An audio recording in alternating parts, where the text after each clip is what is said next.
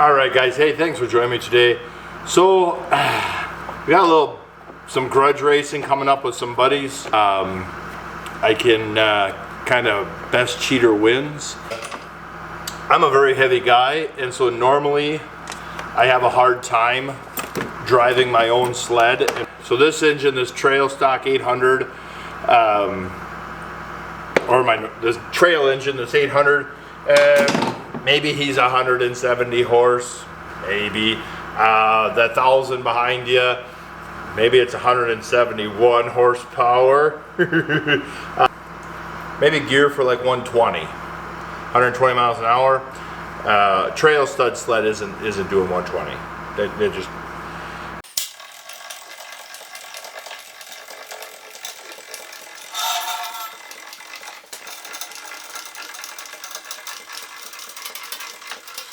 So we kind of got the engine set in. It's not bolted down.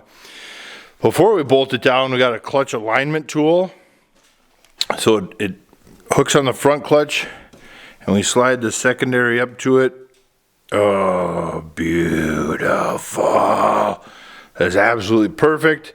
Then the other thing we check is our center to center distance. Not that spot, that spot. Bang on. Oh my Lanta.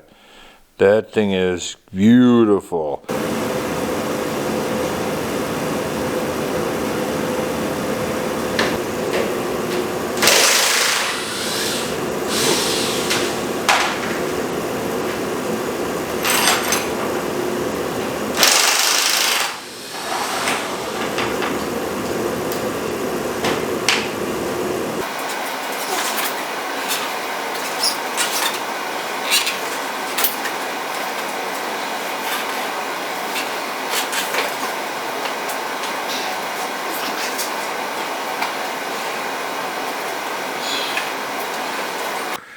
And so all a T-nut is you got this little ice pick, and it's just a threaded bolt, and then it goes into this little T-nut that bites into the track, and then between that T-nut and your backing plate, your square aluminum backing plate, the T-nut sits there and it pinches the track between them.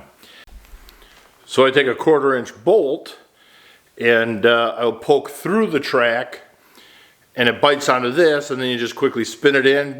It sucks it into place, it sandwiches the track and pushes the track on the little shoulder, and then you can spin the bolt out and install the T-nut. So we'll go down here, we'll go up here where you guys can see. So I just poke the bolt through, get it started on the T-nut. Take the gun,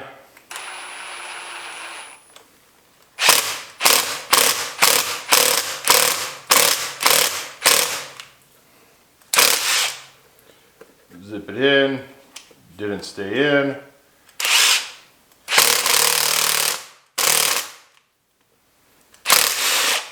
That time he stayed in. Even with the tooling, there's still a cuss word and a half. Then you put that on with your nut driver. You're not torquing the crap out of them. And a little bit of my good old friend PB Blaster. I squirt the back of the track down, and it helps stop them from pushing back out. And so yeah, so we're just going to continue on with that. And I got 100 some of them to put in. So yeah, we'll see you when we're done. So when we're finished, you have this beautiful looking, nasty thing like that. Every one of them is needle sharp. Oh yeah, they're gonna hook good. Oh. All right guys, so let's talk gearing for a second. You can see each chain is just, you know, big, medium, and small. So I got 3 chains I can choose from. So I've got a 21, 2, 3, 4, 5, and 6 for the top shaft. And I've got a 36, 37, 38, and 39 for the bottom. We're not going to talk about the aluminum gears right now. Ideally, I'd like 23/38. But let's see how that fits with a chain, and we'll go from there. So I had to use the longest chain to get 23/38 in there, and you can see how, ugh, that's horrible. So here's 25/39, and that fits beautiful, absolutely beautiful, because the belt, the chain tensioner will be able to kind of fit in there, but not, oh, jerky, but not, yeah, so that's how he'll look. Oh, yeah.